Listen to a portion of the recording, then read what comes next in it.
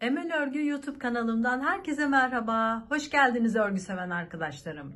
Sizlerle birlikte bugün çok güzel, çok kolay, çok gösterişli bir model yapalım istedim. Gördüğünüz gibi modelimiz 2 ve 2'nin katlarından oluşuyor.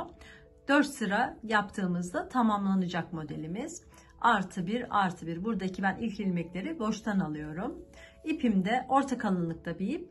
Şişimde 3 numaralı şiş kullanacağım. İsterseniz vakit kaybetmeden başlayalım.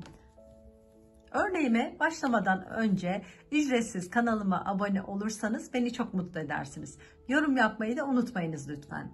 Şimdi ben bir sıra haraşo sıramı ördüm. Siz de istediğiniz tekniği uygulayabilirsiniz. Lastik yapabilirsiniz ya da direkt başlayabilirsiniz.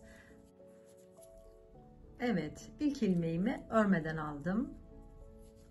2 tane ilmeğimi düz örüyorum. 2 tane ilmeğimi düz ördüm. Sonrasındaki 2 ilmeğimi bir yaptım.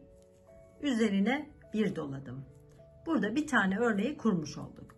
Tekrar 2 tane ilmeğimi düz örüyorum.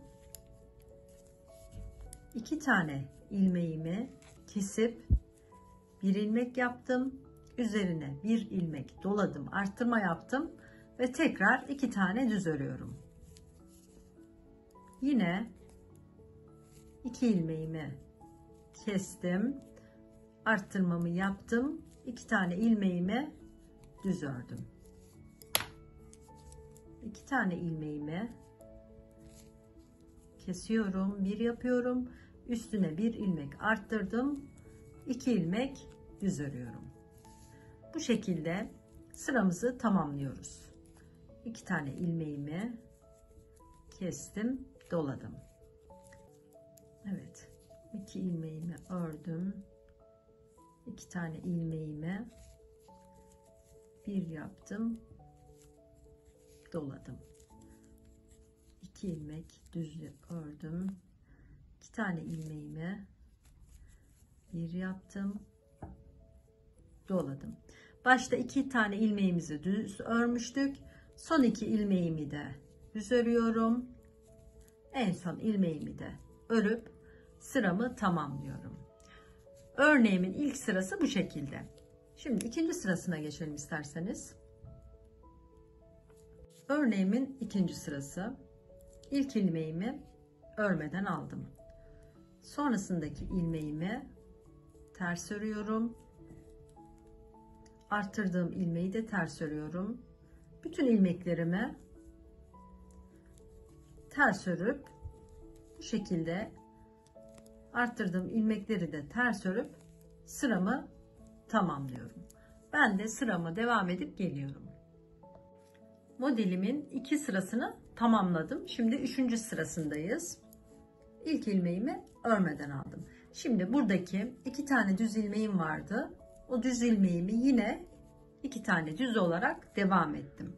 Şimdi az önce ne yapmıştık? 2 tane düz ilmeğimden sonra kesmiştim, arttırmıştım. Şimdi bu 2 düz ilmeğimden sonra hemen arttırmamı yapıyorum.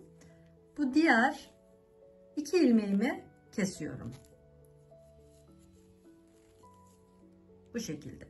2 tane düz ilmeğim hep düz olarak devam edecek.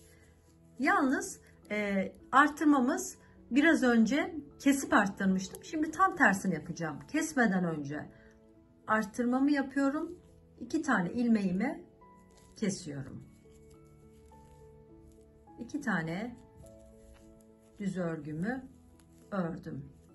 Arttırmamı yaptım. 2 tane ilmeğimi kesip bir yaptım.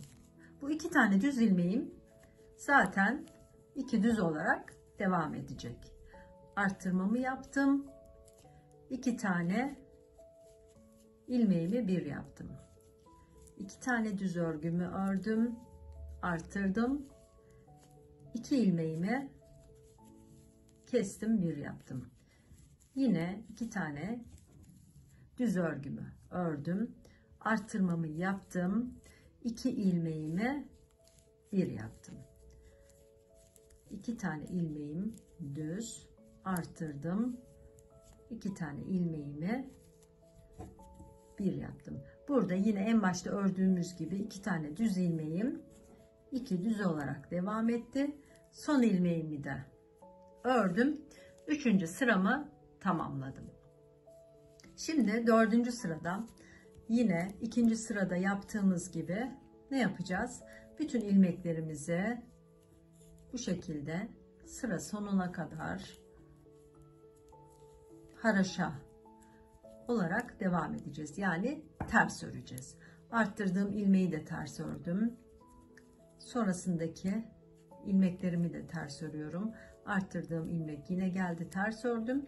Evet, sıramızı 4. sıramızı, son sıramızı bu şekilde tamamlayalım. Modelim 4 sıradan oluşuyordu.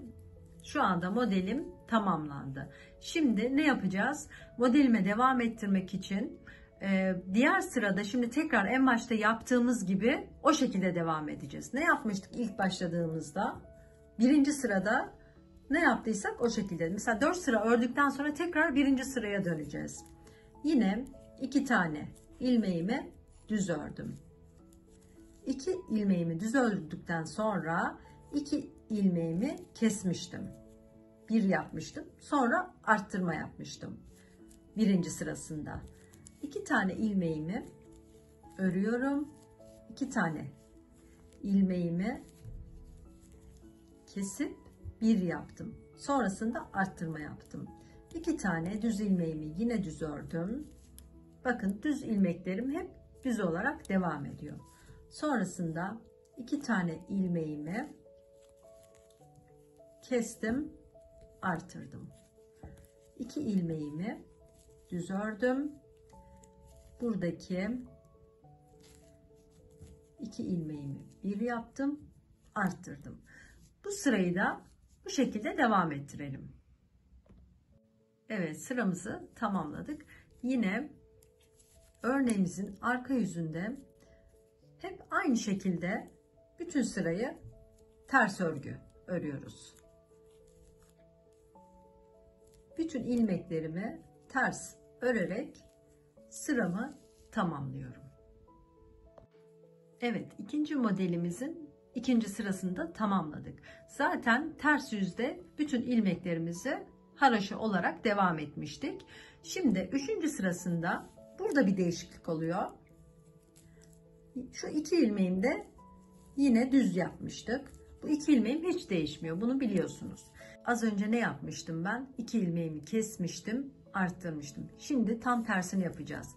Ne yapacağız? 2 düz ördükten sonra hemen arttırmamızı yapacağız bu sefer. Daha sonra 2 ilmeğimizi keseceğiz. 2 ilmeğimi kestim. Düz örgümü yine düz örüyorum. Hemen arttırmamı yapıyorum. Unutmuyorum arttırmamı. Sonrasında 2 ilmeğimi kesiyorum. 2 tane düz örüyorum. Arttırmamı yaptım. 2 ilmeğimi kestim. Modelimin 3. sırası bu şekilde ilerliyor. Sıra sonuna kadar bu şekilde devam ettirelim. Modelimin 4. sırasında arka yüzünde bütün ilmeklerimi ters örgü olarak örüp ben de geliyorum. Evet, modelimin yapım aşaması bu şekildeydi. Gördüğünüz gibi çok kolay, çabuk ilerleyen bir model. Bu modeli nerelerde kullanabilirsiniz? Bebek örgülerinde kullanabilirsiniz. Mesela robadan yaptığınız bir yeleğin altına bu modeli uygulayabilirsiniz. Çok şık durur. Bebeklerinize şapka modellerinde kullanabilirsiniz. Şal modeli için uygun olabilir. Kolay, gösterişli, dilediğiniz her renkte güzel duracağına eminim. Yalnız ipiniz çok aşırı kalın olmasın. Bu model ince ipte daha güzel gösterişli duruyor. Beni dinlediğiniz için çok teşekkür ederim. Videoma yorum yaparsanız beni çok mutlu edersiniz. Şimdiden hepinize kolay gelsin.